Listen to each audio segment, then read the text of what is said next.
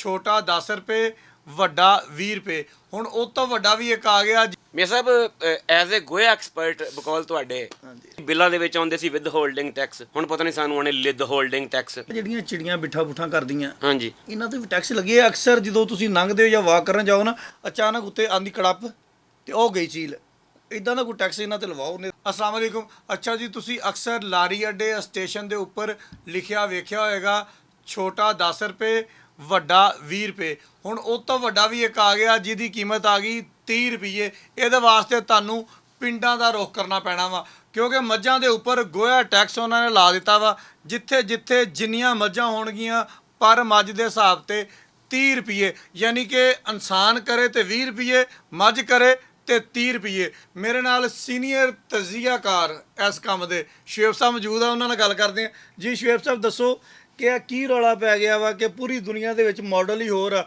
ਠੀਕ ਹੈ? ਉਹ ਗੋਇਆ ਲੈ ਕੇ ਪੈਸੇ ਦਿੰਦੇ ਆ, ਅਸੀਂ ਗੋਇਆ ਵੀ ਲੈ ਜਾਣਾ ਵਾ ਤੇ ਪੈਸੇ ਵੀ ਉਹਨਾਂ ਕੋਲ ਲੈ ਲੈਣੇ ਆ। 30 20 10 ਰੌਲਾ ਬਣ ਗਿਆ। ਮੇਰ ਸਾਹਿਬ ਐਜ਼ ਏ ਗੋਇਆ ਐਕਸਪਰਟ ਬਕੌਲ ਤੁਹਾਡੇ, ਹਾਂਜੀ, ਮੈਂ ਇਹ ਕਹਿਣਾ ਚਾਹੁੰਦਾ ਕਿ ਇਹ ਮਾੜੀ ਗੱਲ ਵਾ। ਮਾੜੀ ਦੇਖੋ, ਗੋਹਾ ਥੋੜਾ ਬਹੁਤਾ ਕਰਨਾ ਉਹ ਮੱਝ ਦੀ ਆਪਣੀ ਰਿਸਪੌਂਸਿਬਿਲਿਟੀ ਆ। ਪੱਠੇ ਥੋੜੇ ਖਾਊਗੀ, ਥੋੜਾ ਕਰੂਗੀ।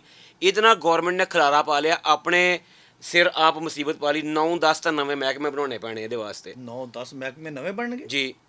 ਦੇਖੋ ਨਾ, ਹੁਣ ਇੱਕ ਮੱਝ ਆ, ਆਪਾਂ ਨਿਆਣੇ ਭਰਤੀ ਕਰਾਵਾਂਗੇ, ਦਫਾ ਕਰ। ਨਵੇਂ ਮਹਿਕਮੇ ਬਣਨੇ ਭਾਈ। ਅੱਛਾ ਜੀ। ਨਵਾਂ ਇੱਕ ਕੁਆਲਿਟੀ ਚੈੱਕ ਕਰਨ ਵਾਸਤੇ ਮਹਿਕਮਾ ਬਣਨਾ, ਜਿਹਨੇ ਚੈੱਕ ਕਰਨਾ ਕਿ ਗੋਹਾ ਜਿਹੜਾ ਅੱਛੀ ਕੁਆਲਿਟੀ ਦਾ ਕਿ ਮਾੜੀ ਕੁਆਲਿਟੀ ਦਾ। ਅੱਛਾ, ਦੇਖੋ ਨਾ, ਜਿਹੜਾ ਅੱਛੀ ਕੁਆਲਿਟੀ ਦਾ ਹੈਗਾ ਉਹ ਜ਼ਿਆਦਾ ਗੈਸ ਬਣਾਏਗਾ।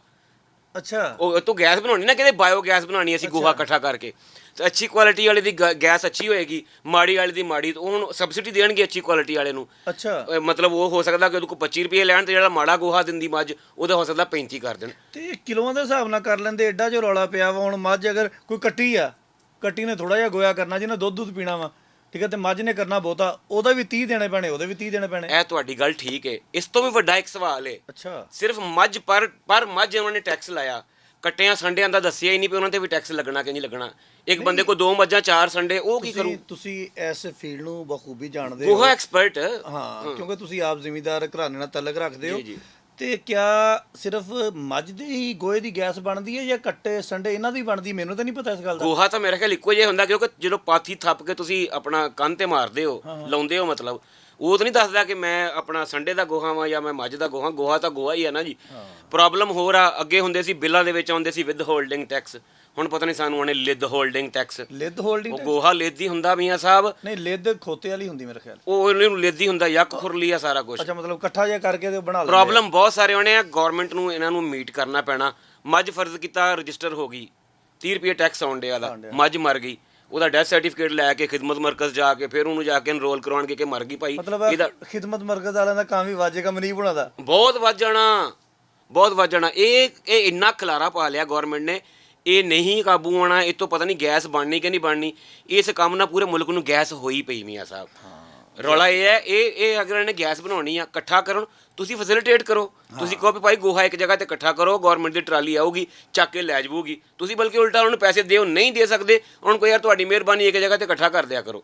ਆ ਕਈਆਂ ਮੁਲਕਾਂ ਦੇ ਵਿੱਚ ਦੇਣ ਡਿਆ ਲੋਕੀ ਆਪਣਾ ਗੋਹਾ ਇੱਕ ਜਗ੍ਹਾ ਤੇ ਲੋਕੀ ਇਕੱਠਾ ਕਰਦੇ, ਗਵਰਨਮੈਂਟ ਚੁੱਕ ਕੇ ਖੜਦੀ ਵੀ ਇਹ ਤੋਂ ਅਸੀਂ ਗੈਸ ਬਣਾਉਣੀ ਆ, ਪ੍ਰੋਡਿਊਸ ਕਰਨੀ ਆ ਅਸੀਂ ਗੈਸ, ਉਹਨਾਂ ਨੂੰ ਲੋਕਾਂ ਨੂੰ ਪੈਸੇ ਦਿੰਦੇ। ਦੂਰ ਕੀ ਜਾਣਾ, ਆ ਆਪਣਾ ਗਵਾਂਢੀ ਮੁਲਕ, ਉੱਥੇ ਬਹੁਤ ਸਾਰੀਆਂ ਰਿਆਸਤਾਂ ਇਦਾਂ ਦੀਆਂ ਹੈਗੀਆਂ ਵਾ ਜਿੱਥੇ ਉਹ ਗੋਇਆ ਇਕੱਠਾ ਕਰਦੇ ਆ। ਗੋਇਆ ਇਕੱਠਾ ਕਰਕੇ ਘਰ ਵਾਲੇ ਬਾਹਰ ਰੱਖ ਦਿੰਦੇ ਆ, ਉਹ ਆਉਂਦੇ ਆ, ਗੋਇਆ ਜੋਖਦੇ ਆ, ਜੋਖ ਕੇ ਉਹਨਾਂ ਨੂੰ ਪੈਸੇ ਦਿੰਦੇ ਆ, ਗੋਇਆ ਨਾਲ ਲੈ ਜਾਂਦੇ ਆ, ਉਹਦੀ ਗੈਸ ਬਣਾ ਲੈਂਦੇ ਆ, ਉਹ ਗੈਸ ਉਹਨਾਂ ਲੋਕਾਂ ਨੂੰ ਵੇਚ ਕੇ ਫਿਰ ਪੈਸੇ ਲੈ ਲੈਂਦੇ ਆ। ਮਤਲਬ ਪੈਸਾ ਤੁਸੀਂ ਦੇ ਕੇ ਪੈਸਾ ਕਮਾਓ ਨਾ, ਤੁਸੀਂ ਸਿੱਧਾ ਟੈਕਸ ਹੀ ਲਾ ਦਿੱਤਾ ਵਾ ਕਿ ਜਨਾਬ ਤੁਸੀਂ 30 ਰੁਪਏ ਗੋਇਆ ਪਰ ਮੱਝ ਦੇ ਹਿਸਾਬ ਨਾਲ ਟੈਕਸ ਦੇਣਾ ਵਾ। ਅਸੀਂ ਅਗਰ ਉਹਨਾਂ ਦੀ ਮਿਸਾਲ ਦੇਵਾਂਗੇ ਤੇ ਫਿਰ ਸਾਡੇ ਜਿਹੜੇ ਮਫੱਕਰ ਆ ਉਹਨਾਂ ਨੇ ਕਹਿਣ ਲੱਗ ਪੈਣਾ ਉਹਨਾਂ ਦੀ ਤਾਂ ਮਾਂ ਲੱਗਦੀ ਜੀ ਗਊ ਮਾਤਾ, ਤੇ ਉਹ ਤੇ ਫਿਰ ਨਹੀਂ, ਉਹ ਚਲੋ ਗਊ ਮਾਤਾ ਤਾਂ ਲੱਗਦੀ, ਮੱਝ ਮਾਤਾ ਉਹ ਮੱਝ ਵੀ ਮਾਤਾ ਉਹਦੀ ਮਾਸੀ ਹੋਈ ਨਾ ਉਹਦੀ। ਨਹੀਂ, ਉਹ ਤਾਂ ਫਿਰ ਮਤਲਬ ਚਾਈਨਾ ਵਾਲੇ ਵੀ ਇਹ ਪ੍ਰੋਜੈਕਟ ਸ਼ੁਰੂ ਕਰ ਰਹੇ ਨੇ ਬਹੁਤ ਸਾਰੇ ਮੁਲਕਾਂ ਜਿੱਥੇ ਇਹ ਬਾਇਓਗੈਸ ਬਣ ਰਹੀ ਆ। ਉਹ ਲੋਕ ਇਹ ਪ੍ਰੋਜੈਕਟ ਤੇ ਇਦਾਂ ਹੀ ਇਸੇ ਮਾਡਲ ਤੇ ਕੰਮ ਕਰ ਰਹੇ ਨੇ ਕਿ ਤੁਸੀਂ ਲੋਕਾਂ ਨੂੰ ਫੈਸਿਲਿਟੇਟ ਕਰੋ, ਇਹ ਅਸਲ 'ਚ ਮਕਸਦ ਇਹ ਸੀ ਕਿ ਜਿਹੜੀਆਂ ਮੱਝਾਂ ਪਿੰਡ ਇੱਕ ਘਰ 'ਚ 2 ਬੱਜੀਆਂ 3 ਬੱਜੀਆਂ ਸ਼ਹਿਰਾਂ ਦੇ ਵਿੱਚ ਆ, ਇਹਨਾਂ ਨੂੰ ਕੱਢ ਕੇ ਬਸਤੀਆਂ ਤੋਂ ਬਾਹਰ ਰੱਖ ਦਿਓ, ਇੱਕ ਅਲੱਗ ਜਿਹੜੀ ਆ ਉਹ ਇਹਨਾਂ ਦੀ ਮਾਰਕੀਟ ਹੋਵੇ, ਉਸ ਮਾਰਕੀਟ ਦੇ ਵਿੱਚ ਜਿਹੜਾ ਨਾ ਉਹ ਇੱਕੋ ਜਗ੍ਹਾ 'ਤੇ ਇਹਨਾਂ ਦਾ ਇਕੱਠਾ ਹੋਵੇ, ਉੱਥੇ ਗਵਰਨਮੈਂਟ ਚੁੱਕੇ ਤੇ ਜਿਹੜੇ ਆਪਣੇ ਬਾਇਓ ਗੈਸ ਪਲਾਂਟ ਆ ਉੱਥੇ ਜਾ ਕੇ ਇਹਨਾਂ ਨੂੰ ਸ਼ਿਫਟ ਕਰ। ਖਲਾਰਾ ਬਹੁਤਾ ਪਾਤਾ। ਦੂਸਰਾ, ਮਾਜ਼ਰਤ ਦੇ ਨਾਲ ਅਗਰ ਕਿਸੇ ਨੂੰ ਗੁੱਸਾ ਲੱਗੇ, ਇਹਨਾਂ ਦੇ ਜਿਹੜੇ ਕੋਈ ਵਜ਼ੀਰ ਮਸ਼ੀਰ ਆ ਉਹ ਪਤਾ ਨਹੀਂ ਕਿਸ ਕੈਲੀਬਰ ਦੇ ਲੋਕ ਆ, ਉਹ ਬੈਠ ਕੇ ਟਾਕ ਸ਼ੋਜ਼ ਦੇ ਵਿੱਚ ਖੱਚ ਮਾਰ ਦਿੰਦੇ, ਬਾਅਦ 'ਚ ਉਹਨੂੰ ਡਿਫੈਂਡ ਕਰਨ ਵਾਸਤੇ 9 ਵਜ਼ੀਰ ਫਿਰ ਲੱਗ ਜਾਂਦੇ। ਸਹੀ ਕਹਿ ਰਹੇ ਹੋ। ਲਿਦ ਹੋਲਡਿੰਗ ਟੈਕਸ ਜਿਹੜਾ ਵਾ, ਲਿਦ ਹੋਲਡਿੰਗ ਟੈਕਸ, ਗੋਹਾ ਟੈਕਸ, ਇਹ ਨਵਾਂ ਜੀ ਸ਼ੁਏਬ ਸਾਹਿਬ ਨੇ ਮੁਤਾਰਫ ਕਰਵਾਇਆ ਲਿਦ ਹੋਲਡਿੰਗ ਟੈਕਸ। ਮੇਰਾ ਤਾਂ ਖਿਆਲ ਆ ਕਿ ਇਹਨਾਂ ਨੂੰ ਬਿੱਲਾਂ ਦੇ ਵਿੱਚ ਲੈ ਆਉਣਾ ਚਾਹੀਦਾ ਵਾ ਨਾ, ਲਿਦ ਹੋਲਡਿੰਗ ਟੈਕਸ ਦੇ ਨਾਮ ਤੋਂ ਇੱਕ ਨਵਾਂ ਨੁੱਕਰ ਜੀ ਬਣਾਉਣ ਤੇ ਉਹਦੇ ਵਿੱਚ ਲਿਖ ਦੇਣ, ਉੱਤੇ ਲਾਈਨ 'ਚ ਵਿਦ ਹੋਲਡਿੰਗ, ਥੱਲੇ ਲਿਦ ਹੋਲਡਿੰਗ। ਜ਼ਾਹਰੀ ਬਾਤ ਆ, ਤੁਸੀਂ ਹੁਣ ਨਹੀਂ ਫਾਰ ਐਗਜ਼ਾਮਪਲ ਮੱਝ ਰੱਖੀ ਹੋਈ, ਮੱਝ ਦਾ ਦੁੱਧ ਤਾਂ ਪੀਂਦੇ ਆ ਨਾ, ਮੇਰਾ ਖਿਆਲ ਆ ਕਿ 15 ਮੱਝ ਦਾ ਦੁੱਧ ਪੀ ਕੇ ਤੁਸੀਂ ਵੀ ਲਿਦ ਹੋਲਡਿੰਗ ਕਰਦੇ ਹੋਣੇ ਲਾਜ਼ਮੀ। ਸਾਡੇ ਕੀ ਪਤਾ ਗਾਈ ਵਾਲਾ ਨਾ ਹੁੰਦਾ ਹੋਵੇ, ਗਾਈ ਦਾ ਤਾਂ ਗੱਲ ਹੀ ਨਹੀਂ ਕੀਤੀ ਉਹਨਾਂ ਨੇ। ਨਹੀਂ, ਤੁਸੀਂ ਅਗਰ ਮੱਝ ਦਾ ਦੁੱਧ ਪੀ ਕੇ ਤੇ ਮਤਲਬ ਲਿਦ ਹੋਲਡਿੰਗ ਵਾਲੇ ਪਾਸੇ ਜਾਣਾ ਵਾ ਤੇ ਤੁਹਾਨੂੰ ਵੀ ਟੈਕਸ ਦੇਣਾ ਪੈਣਾ 15 ਰੁਪਏ। ਭਾਈ ਉਹ ਤਾਂ ਅੱਗੇ ਹੀ ਆਉਣ ਡਿਆ ਵਾ, ਉਹ ਤਾਂ ਅੱਗੇ ਹੀ ਆਉਣ, ਨਾਲੀਆਂ ਸਾਫ਼ ਕਰਦੇ ਆ ਸੁਥਰਾ ਪੰਜਾਬ ਵਾਲੇ, ਉਹ ਤਾਂ ਅੱਗੇ ਹੀ ਹੁਣ ਦੇਣ ਲੱਗ ਪਏ 500 ਰੁਪਈਆ ਵੀ ਜਨਾਬ ਅਸੀਂ ਤੁਹਾਡਾ ਗੰਦ ਕੂੜਾ ਇਕੱਠਾ ਕਰਦੇ ਆ, ਸਾਨੂੰ 500 ਰੁਪਈਆ ਫਿਕਸ ਚਾਰਜ ਤੁਸੀਂ ਦੇਣੇ ਹੀ ਦੇਣੇ। ਅੱਛਾ, ਉਹ ਲੈਣ ਲੱਗ ਗਏ, ਉਹ ਆ ਰਿਹਾ ਵਾ। ਅੱਛਾ, ਉਹ ਵੀ ਆਣ ਲੱਗ ਗਿਆ, ਮਤਲਬ ਤੁਹਾਨੂੰ ਆ ਰਿਹਾ ਆਲਰੇਡੀ। ਹਾਂਜੀ ਤੇ ਸਿਰਫ ਮੱਝਾਂ ਨੂੰ ਜਾਂ ਤਾਂ ਪੈਂਪਰ ਪਵਾ ਦਈਏ, ਹਾਂਜੀ ਕੋਈ ਇਦਾਂ, ਹਾਂਜੀ, ਮਤਲਬ ਵੱਡਾ ਪੈਂਪਰ ਆ ਜਾਏ ਨਾ, ਜਾਂ ਤਾਂ ਮੱਝਾਂ ਟੈਕਸ ਤਾਂ ਫੇਰ ਵੀ ਦੇਣਾ ਉਹਨਾਂ ਨੇ ਕਾਊਂਟਿੰਗ ਦੇ ਹਿਸਾਬ ਨਾਲ ਕਿ 3 ਮੱਝਾਂ ਨੇ, ਤੁਸੀਂ 90 ਰੁਪਏ ਤੇ 2700 ਰੁਪਇਆ ਮਹੀਨਾ ਤੁਸੀਂ ਦੇਣਾ ਹੀ ਦੇਣਾ ਭਾਜੀ, ਜੋ ਮਰਜ਼ੀ ਪੈਂਪਰ ਸ਼ੈਂਪਰ ਦਾ ਕੋਈ ਰੌਲਾ ਨਹੀਂ, ਜੋ ਲਾਈ ਰੱਖੋ ਪੈਂਪਰ। ਇੱਕ ਮਸ਼ਵਰਾ ਹੋਰ ਦੇ ਦਈਏ, ਠੀਕ ਹੈ, ਅਗਰ ਆਪਾਂ ਚਲੋ ਬੈਠੇ ਤਾਂ ਹੋਈ ਆ ਐਜ਼ ਗੋਹਾ ਐਕਸਪਰਟ ਮੈਂ ਦੇ ਦਿੰਦਾ। ਗੋਹਾ ਐਕਸਪਰਟ। ਤੇ ਆ ਜਿਹੜੀਆਂ ਚਿੜੀਆਂ ਬਿੱਠਾ ਬੁੱਠਾ ਕਰਦੀਆਂ, ਹਾਂਜੀ, ਇਹਨਾਂ ਤੇ ਵੀ ਟੈਕਸ ਲੱਗੇ ਆ। ਅਕਸਰ ਜਦੋਂ ਤੁਸੀਂ ਲੰਘਦੇ ਹੋ ਜਾਂ ਵਾਕ ਕਰਨ ਜਾਓ ਨਾ, ਅਚਾਨਕ ਉੱਤੇ ਆਂਦੀ ਕੜੱਪ ਤੇ ਉਹ ਗਈ ਚੀਲ, ਇਦਾਂ ਦਾ ਕੋਈ ਟੈਕਸ ਇਹਨਾਂ ਤੇ ਲਵਾਓ, ਉਹਨੇ ਬੜਾ ਤੁਹਾਨੂੰ ਨਹੀਂ ਸੀ ਬੋਲਣਾ ਚਾਹੀਦਾ, ਅੱਗੇ ਨਹੀਂ ਸੀ ਕਿਸੇ ਦੇ ਜ਼ਿਹਨ 'ਚ, ਹੁਣ ਆਜੂਗੀ ਕਿਸੇ ਹਕੂਮਤੀ ਅਹੁਦੇਦਾਰ ਦੇ ਜ਼ਿਹਨ 'ਚ, ਇਹ ਭਾਵੇਂ ਕੋਈ ਨਵਾਂ ਕੱਟਾ ਖੁੱਲ ਜਵੇ, ਰਹਿਣ ਦਿਓ। ਉਹ ਟੈਕਸ ਪੈਣਾ ਕਿਹਨੂੰ ਆ? ਸਾਨੂੰ ਹੀ ਪੈਣਾ, ਮੋੜ ਕੋੜ ਕੇ ਚਿੜੀ ਨੂੰ ਕਿਹਨੇ ਟੈਕਸ ਪਾਉਣਾ?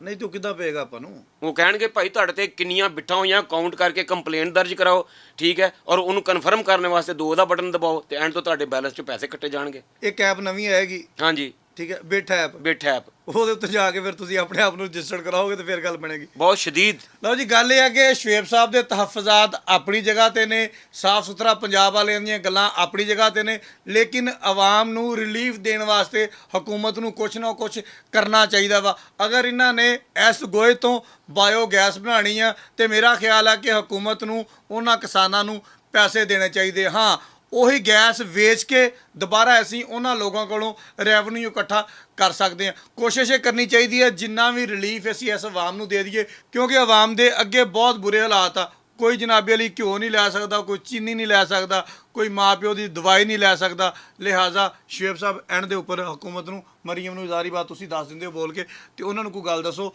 ਤਾਂ ਕਿ ਆਵਾਮ ਦੇ ਉੱਪਰ ਇਹ ਜਿਹੜੀਆਂ ਐਪਾਂ ਸ਼ੈਪਾਂ ਇਹਨਾਂ ਸਾਰਿਆਂ ਨੂੰ ਇਕੱਠਿਆ ਕਰਕੇ ਨਾ ਆਵਾਮ ਨੂੰ ਫਾਇਦਾ ਦਈਏ। ਇਸ ਮੈਕ 'ਚ ਆਵਾਜ਼ ਸਹੀ ਜਾਂਦੀ? ਬਿਲਕੁਲ ਸਹੀ ਜਾਂਦੀ। 30 ਰੁਪਏ 30 ਰੁਪਏ 30 ਰੁਪਏ ਸਮਝ ਲੱਗ ਗਈ ਹੋਣੀ। ਬਹੁਤ ਸ਼ੁਕਰੀਆ।